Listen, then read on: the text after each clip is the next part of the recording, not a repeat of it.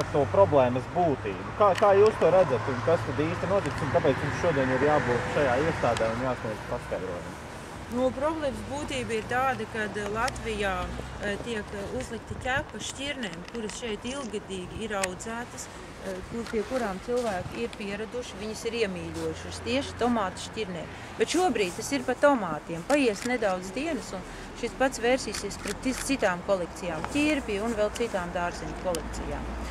Mēs aizstāvam šo kolekciju, ne tikai savu, bet visu Latvijas iedzīvotāju, kuriem šīs kolekcijas pieder, citu dārzeņu, protams, un gribam viņu saglabāt, šo kolekciju saglabāt un ļaut iespēju cilvēkiem, kas vēlas šīs sēklas no kolekcijas iegādāties.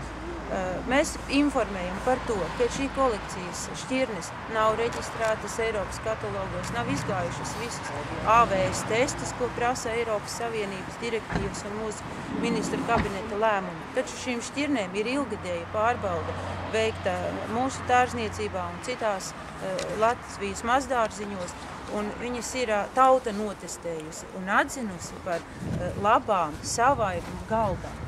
Tas ir galda tomāts, no siltumnīcas uz galda, bez tomāta. Es saprotu, ka tas arguments iemesls ir tāds, ka šos šķirnes lietot uzturā un savā mazdārziņā iesēt nav aizliegts, bet ir aizliegts viņas tirgot. Tur ir tā problēma. Jā, pareizi, ir aizliegts tirgot, bet kā tad tikt pie sēklām? Mēs šīs šķirnes jau netirgojam. Pirmo aizrādījumu par tirgošanu mēs saņēmām 2011. gada janvārī, un no tā brīža arī tirzniecība vairs nenotiek. Mēs šīs šķirnes piedāvājam savās lekcijās, dārzkopiem veltītos pasākumos, piedāvājam kā dāvinājumu un saņemam pretī dāvinājumu kolekcijas uzturēšanai.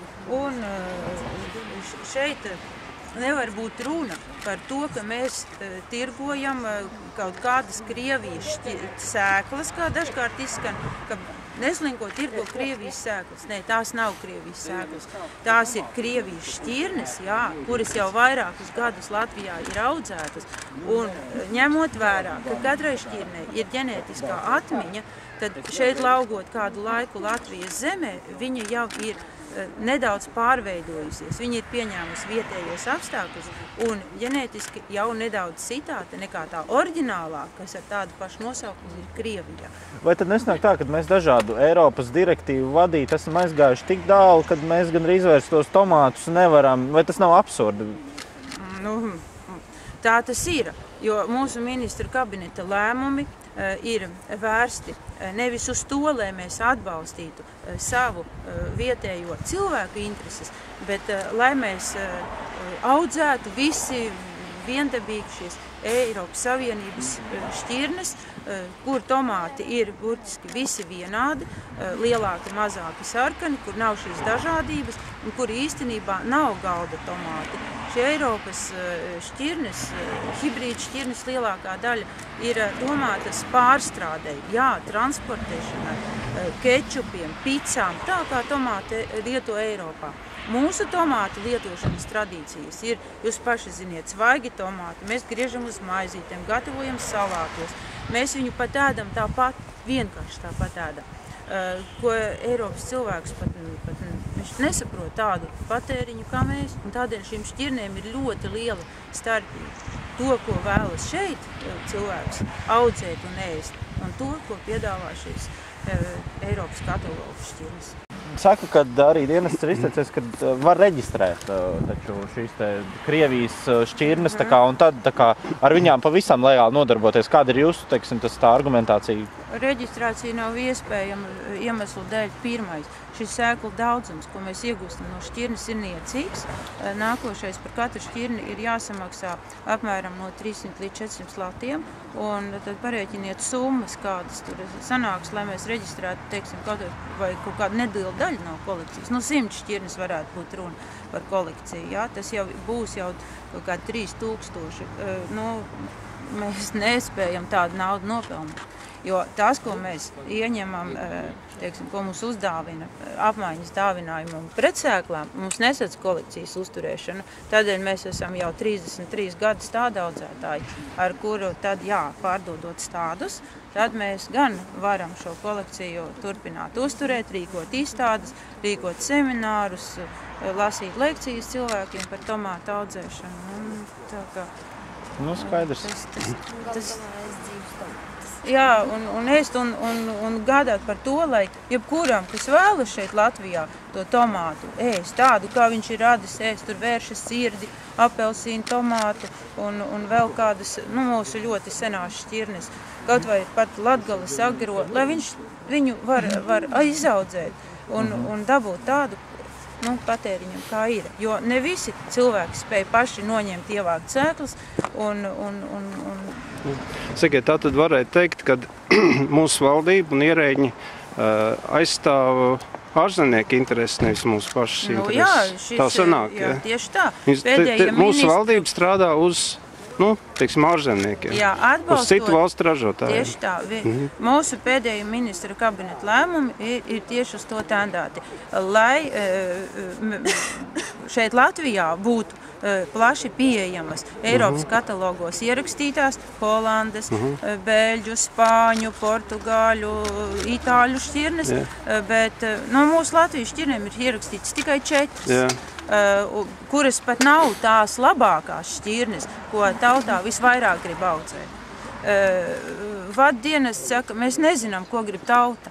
Šobrīd var redzēt, ko grib tauta, un mēs lūksim viņus akceptēt šo tautas arī lūgumu tās šķirnes saglabāt un galvenais dot iespēju pie viņas iegādāties. Es vairākus gadus pie jums pircis stādus. Gurķis stādus, skavačs stādus. Vai būs iespēja arī turpmāk nopirkt? Tagad vairāk nē. Stādus būs iespēja nopirkt, protams. Stādus būs, bet sēklas nē. Jā, mēs šeit arī esam dilēmas priekšā. Kāpēc viņi tā? Tāds jautājums pastāv. Sēklas nedrīkst, bet stādus drīkst. Bet kā mēs stādus varam dabūt, ja sēkla nav? Jā, tas jājautā vadam. Jo uz sēklas nedrīkstam tirgot, to mēs vispār nedrīkstam darīt, bet stādus mēs drīkstam audzēt un tirgot. Tur mums nejautā neviens, kas pa šķirni, no kurienes jums tā šķirne, un vai viņa saucas šā vai tā, to drīkst, bet sēklas nedrīkst. Tas jājautā Valsts auga aizsardzības dienestam. Vai tas ir saistīts kaut kādā ziņā ar to, ka Latvija ir iestājusies Eiropas Savienībā? Un kā bija pirms tam? Pirms tam nebija tāda spiediena uz Latvijas valdības, Latvijas ierēģiem? Jā, pareizi, nebija. Ir sakarība. Ir sakarība, protams, jo es pat esmu bijusi reģistrēta, īstenībā es vēl tagad sastāvu vada sēklu kopības reģistrā, kur man bija atļauts audzēt sēklas, saņot sēklas, tirgot sēklas. Bet no 11. gada, kopš iznāca akceptēti, tika pēc Eiropas direktīvām izveidoti pēdējie ministra kabineta lēmumi, es nedrīkstu vairs šīs sēklas tirgot. Bet, kā saka Auga aizsardzības dienests, kad šīs sēklas var mainīties dārzkopji savā starpā. Mēs varam rīkot dārzkopju klubiņos sanāksmes un mainīties, ko mēs arī darām. Bet pēkšņi vienā šādā dārzkopju organizētā klubiņa pasākumā ieradās Valsts augu dienests un nopirka vienu paciņu sēklas, kā viņi saka, mēs nopirkām. Un kvalificēja to kā tirzniecību. Īstenībā, ja viņi zolīti būtu rīkojušies un atnākuši un izlasījuši, ka mēs sēklas netirgojam, ka mēs sēklas mainām pret dāvinājumiem, tad arī tas nebūtu noticis, bet viņi ienāca un tāda kā provokācija speciāli. Tas bija tāds provokatorisks gājiens. Ienākt nopirkt. Tagad esmu kluba tomāts valdes priekšsēdētāji, bet mēs iesim kaut līdz referendumam. Nevar tā būt. Ja mēs sēklas palaidīsim, tagad nākošās būs citas izstādes, citi kolekcijas. Teiksim, tāpat īrisi arī pa visu Latviju savākti, tāpat ir narcizes, tulpes, hiacintes. Lielas kolekcijas ir spiedīsies uzreiz uz tiem, kad atradīsies kāds lielražotājs, iedzīvotājs, kuram valdība dod gaismu, vai ne? Un līdz ar to mēs pazudīsim visi tie entuziasti, kas ir tiešām savākuši lielas kolekcijas. Man arī 56 šķirnes ar mūsu ķirbju sēklu, ja? Un pa visu klubu mums ir kaut kur uz 200 šķirnēm. Bet es neaudzēju vienas, jo man neaug tās šķirnes, kas aug citā vietā. Tās sēklas, ko ieved no Eiropas ar F, tas ir viengadīgs, tāpat kā gurķis. Jūs nemaz nevarat ņemt no gurķa sēklām nākošā gadā. Es, piemēram, savas sēklas visu laiku sēju, tikai savas. Jo tās man nedīgst, ko es ar to F. Pirmkārt, ja viņas ne visas dīgst, un otrs, viņas jau ir daudzi tukšas. Un tas gurķis jau nākošā gadā no tā ir gandrīz, var teikt, izvirts. Kāpēc holandes puķis ievest? Tagad paskatieties, kādi sīpoliņi tanī pašā, kā viņi sauc, depo, vai ne? Cik es iestādīju, vienā gadā jau viņi izaug, otrā gadā visi tie sīpoli beigti, un pat pirmā gadā varat paskatīties tās pakas, kādas viņas ir. Tur atļauts tirgot, vai ne? Kurzemes sēklām, gauriši un visiem ir atļauts sēklas tirgot, tāpēc, ka viņi maisiem nopērk, safasē un visu tagad pat redziet tirgoju. Viens uz otru stāv ķirvi sakrauti čupā. Un neviena slimība viņus neņem. Tāpat āboli. Man tagad ir ābolus, 3 ābolus nopirku, vienu atstāju un neticēju pati savām acīm. Nu, ir 2 mēneši stāv virtuvē uz galda. Nekas viņam nemetās. Un pie tām viņš viņš bija bišķiņ ietraumēts.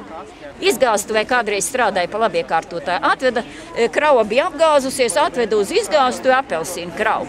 Ja, un tā apelsīna krava, lai viņi saņemtu to kompensāciju, viņiem jānogādā getliņos. Nogādāja getliņos ar visiem papīriem. Nu, protams, kalnā mēs viņus neuzvedām tādā laukā, kur mēs kompostējam. Sadzinām čupā kopā ar zemēm. Nu, nākošā gadā tirgosim kompostu. Kas tev deva? Visi tie kompostā glabājušies apelsīni mēs izklaidējam un ar traktora ķēdēm saspiedām. Un tad 3. gadā tikai kaut kas bija satūs, bet tad arī vēl mizas bija.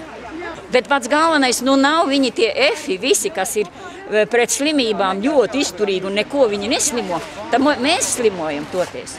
Jo viņi mums nedod. Atsaucas uz mūsu pašu veselību. Ļoti atsaucas. Tāpēc, ka viņš tikai iziet cauri, viņš mūsu veselībai neko nedod. Tāpat arī visas tās tējas un visas zāles, kas mums aug, tās ir 100% mums piemērotas, bet ne citiem apstākļiem. Un tas tomāts, es saku, tās sēklas un šīs sēklas vienu nosaukumu var izmēģināt un redzēsiet, kā Angļi teica, ka gadus 7 atpakaļ, tā kā vēl nelika viesnīcās tos paziņojums, kas notiek dabas muzejā un kas pa muzejiem notiek. Tā ienāk, ejot garām, viņi ienāk un saka tā, bet brīnums, ko var no tomātiem iztaisīt, vai ne? Kā var iztaisīt? Viņi saka, kas ir tomāts? Tomāts ir apaļš,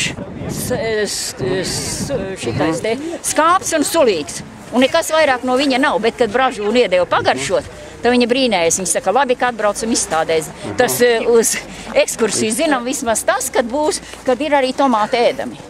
Citādi solā.